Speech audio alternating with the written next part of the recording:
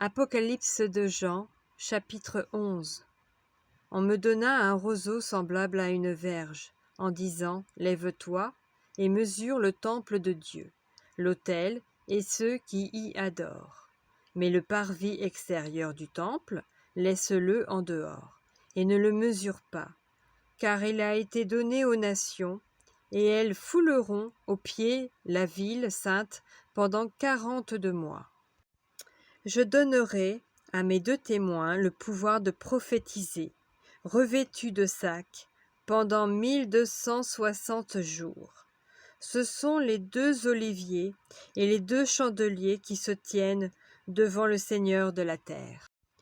Si quelqu'un veut leur faire du mal, du feu sort de leur bouche et dévore leurs ennemis. Et si quelqu'un veut leur faire du mal, il faut qu'il soit tué de cette manière. Ils ont le pouvoir de fermer le ciel, afin qu'il ne tombe point de pluie pendant les jours de leur prophétie. Ils ont le pouvoir de changer les eaux en sang et de frapper la terre de toute espèce de plaie, chaque fois qu'ils le voudront. Quand ils auront achevé leur témoignage, la bête qui monte de l'abîme leur fera la guerre, les vaincra et les tuera.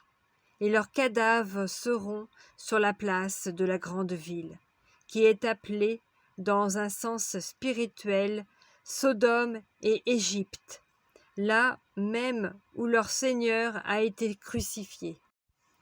Des hommes d'entre les peuples, les tribus, les langues et les nations verront leurs cadavres pendant 3 jours et demi, et ils ne permettront pas que leurs cadavres soient mis dans un sépulcre.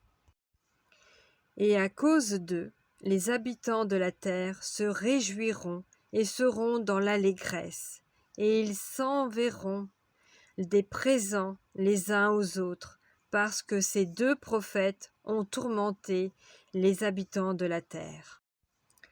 Après les 3 jours et demi, un esprit de vie, venant de Dieu, entra en eux, et ils se tinrent sur leurs pieds, et une grande crainte s'empara de ceux qui les voyaient. Et ils entendirent du ciel une voix qui leur disait « Montez ici !»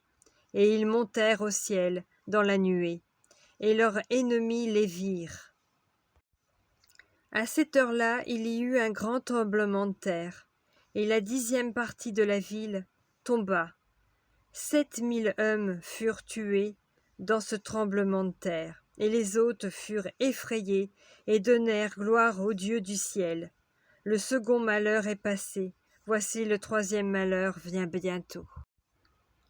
Le 7e ange sonna de la trompette, et il y eut dans le ciel de fortes voix qui disaient « Le royaume du monde est remis à notre Seigneur et à son Christ, et il régnera au siècle des siècles. » Et les 24 vieillards qui étaient assis devant Dieu, sur leur trône se prosternèrent sur leurs faces, et ils adorèrent Dieu, en disant « Nous te rendons grâce, Seigneur Dieu Tout-Puissant, qui est et qui était, de ce que tu as saisi ta grande puissance et pris possession de ton règne.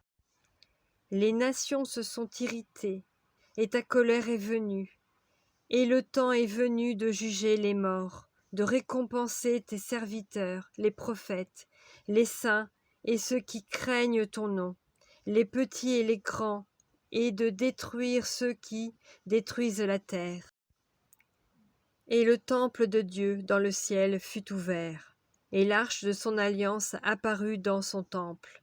Il y eut des éclairs, des voix, des tonnerres, un tremblement de terre et une forte grêle.